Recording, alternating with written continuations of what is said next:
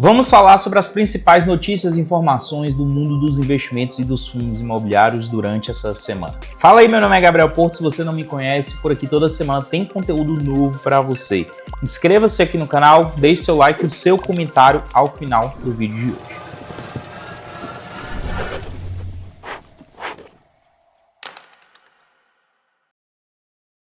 E para a gente começar o nosso conteúdo de hoje, vamos falar de uma notícia fresquíssima que saiu inclusive ontem. O Congresso derruba veto do governo e mantém isenção para fundos imobiliários e fiagros. Com isso, o IFIX avança à espera do Copom. Então, de fato, o que vem acontecendo com o mercado de fundos imobiliários neste momento, algumas possibilidades de taxação aconteceram. Essa foi uma delas, possibilidade dos fundos imobiliários começarem a pagar CBS e IBS. Para quem não sabe muito bem o que é isso, são dois impostos que os fundos imobiliários nunca pagaram. Veio essa proposta dos fundos imobiliários começarem a pagar, ou seja, seria um imposto em cima diretamente do faturamento, da receita ali do fundo imobiliário. E a gente aqui não está falando ainda de dividendos, ou seja, seria um imposto cobrado antes mesmo do repasse dos dividendos aos cotistas. Porém, na última semana saiu uma possibilidade de 5% de taxação em cima dos dividendos dos fundos imobiliários. E essa já é uma outra conversa.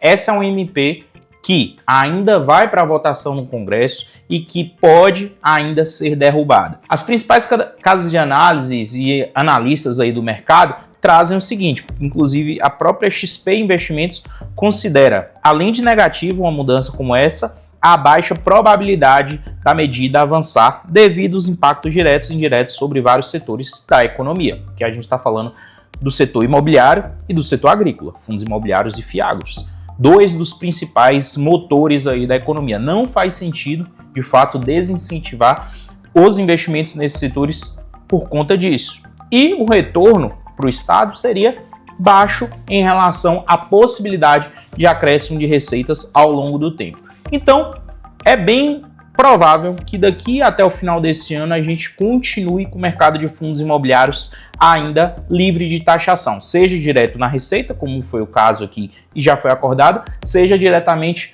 na questão dos dividendos em 5%. Qual é a minha visão para isso aqui que eu acabei de falar para vocês? Continuem a investir, pois o mercado de fundos imobiliários, neste momento, além de estar extremamente descontado, tem um potencial de retorno em dividendos muito bom. Enquanto muita gente está aí utilizando boatos, que uma possibilidade de uma possível taxação ou não, o mercado de fundos imobiliários já se direciona de fato a uma retomada. E aí, quero te lembrar, se você ainda não investe com estratégia e com plano prático, você precisa conhecer a carteira recomendada da Orion Research. Dentro da carteira recomendada você vai ter a lista com os melhores fundos imobiliários para você investir nesse momento, todas sugeridas por um analista certificado CNPI com mais de 10 anos de experiência, grupo exclusivo para assinantes, aulas todos os meses, alertas de compra e venda de ativos e uma carteira que rende muito acima da média geral de mercado. Quer conhecer? Por menos de R$1 por dia você pode, o link está na descrição aqui desse vídeo, basta clicar, você vai cair no site lá da Orion, conhecer melhor e poder ser um assinante a partir de agora. Para você que é cotista do RSR11, fundo imobiliário divulga lucro mensal mais baixo, mas paga dividendos de quase 140% do CDI. Isso aqui é interessante. Saiu lá no portal de notícias da Orion, tá? RECR Gestão, BRL Trust, divulgou o balanço referente a maio, que atingiu um lucro de 27,88 milhões, conforme a apuração sobre o regime de caixa, representou a redução de 22,5%, que antes foi de 35,98 milhões. Lembre-se, em fevereiro a gente teve um IPCA mais alto, né? Então, a partir de março as coisas já voltaram à normalidade. Então, essas divergências acontecem. Mas uma das coisas importantes aqui foi que o fundo imobiliário, né, teve aqui um resultado muito interessante. Diante desse cenário, o impacto é direto nos dividendos, que consequentemente demonstraram uma queda.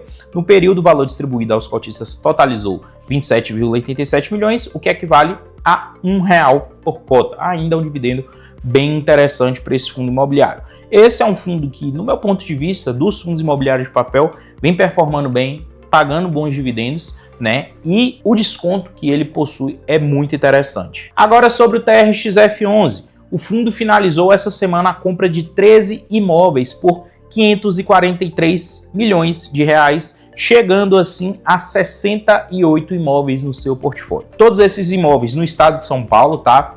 Na cidade de São Paulo, Diadema, Atibaia e Cotia, imóveis com inquilinos Açaí Atacadista, Pão de Açúcar, Extra e Delboni, então inquilinos também muito grandes, e todos esses imóveis com contratos atípicos, contratos de longo prazo.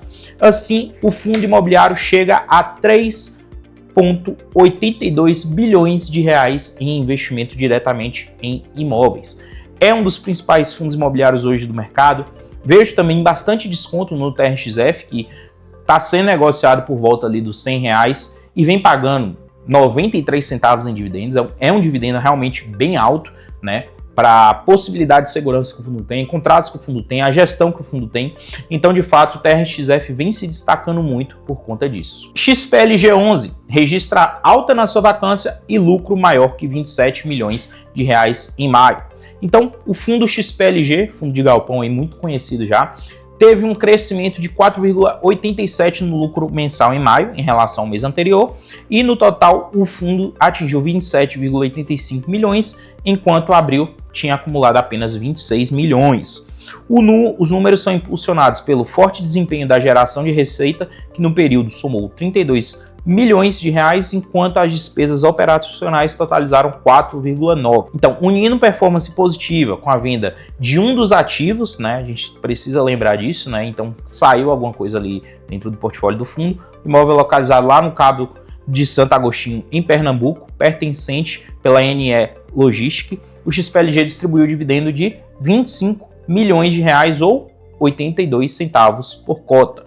Tá? Então o fundo está vindo muito bem com vendas, porém ainda sofre um pouco com questão relacionada ali à vacância. É bem interessante a gente olhar aí o desempenho dos fundos de galpão logístico hoje, e o XPLG, no meu ponto de vista pelo menos, ficou um pouco atrás dos seus pares, que é o HGLG e o BTLG, muito por conta disso. Alguns imóveis um pouco mais distantes ali de onde as grandes empresas querem ocupar, e isso faz com que o fundo imobiliário tenha mais dificuldade para ter contratos e manter inquilinos. Então é um pouco complexa e complicada a situação do XPLG nesse momento. Não deixa de ser um bom ativo, um bom fundo imobiliário, mas eu entendo que o cenário do XPLG nesse momento é mais delicado do que outros fundos imobiliários de galpão. Então, pessoal, estou invadindo essa parte aqui do vídeo para comentar sobre uma notícia muito quente, que é a questão do aumento da Selic, tá? No momento que eu tinha gravado o vídeo anterior, ainda não tinha saído o anúncio oficial. Agora que saiu o anúncio, Selic em 15% ao ano. Pega grande parte do mercado de surpresa. Mercado que esperava essa Selic continuar em 14,75% ao ano, subiu para 15%, aumentando 0,25 ponto percentual, maior Selic desde o ano de 2006. Quais devem ser os reais impactos aí dessa Selic no mercado de fundos imobiliários? E na minha concepção, isso deve abalar sim o mercado, tá? A gente deve ver ainda mais descontos no mercado de fundos imobiliários a partir de agora.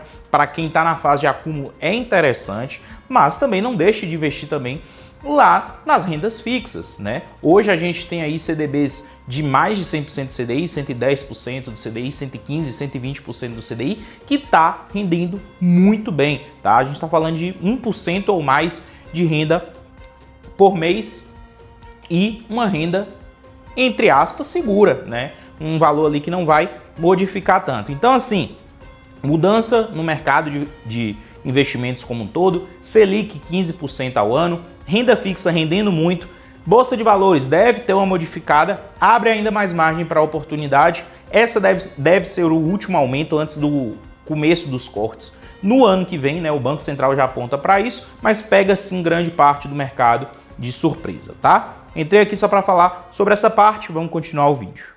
XPML11 anuncia dividendo utilizando reserva acumulada para pagamento, tá? Então, você que é cotista do XPML11, você vai receber esse mês novamente o valor de 92 centavos por cota. É o que o fundo imobiliário vem trazendo aí nos últimos tempos, né? O que dá um yield de 0,89%, tá? Um yield também bem interessante. E nos últimos 12 meses, 11,5%, tá? Apesar do valor do pagamento se manter consistente, ele corresponde a cerca de 119% do resultado operacional, ou seja, acima do que efetivamente gera de caixa. Isso significa que XPML está utilizando reservas acumuladas, é importante a gente falar isso, para manter o patamar de dividendos. No entanto, a longo prazo isso acaba sendo insustentável.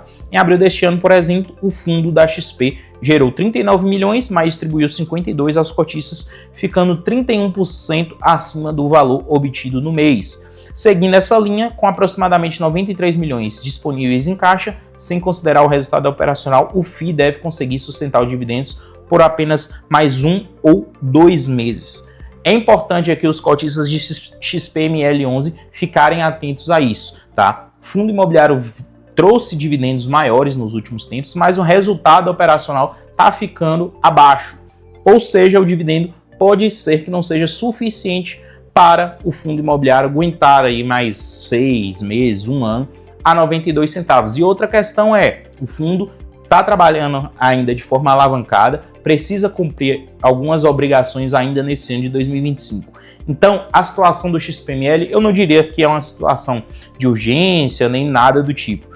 Gosto muito do fundo, da gestão do fundo, da carteira do fundo imobiliário, mas essa questão de receita dentro do fundo pode impactar o valor de cota dele aí nos próximos meses. Então, assim, você que gosta do XPML, gosta de investir nesse fundo imobiliário, minha sugestão nesse momento seria até diminuir um pouco do aporte ali no fundo no mês a mês, esperar um pouco do desdobramento de tudo isso. Isso pode criar, sem sombra de dúvidas, uma oportunidade de compra um pouco mais para frente. A gente precisa ver como é que a gestão vai se desdobrar, né, para gerar mais receita, para tentar manter o dividendo, para pagar as obrigações ainda de 2025. É muita coisa que o fundo precisa fazer. Possa ser que a gestão faça a venda de algum dos ativos com uma boa lucratividade, bem provável que isso aconteça, para conseguir bancar toda essa receita, mas a gente ainda não tem uma certeza sobre isso. Então essas foram as principais notícias e informações do mercado nessa semana. Deixa aqui nos comentários o que você achou, qual notícia foi mais interessante e importante para você. Deixe seu like, inscreva-se no canal e nos vemos na próxima.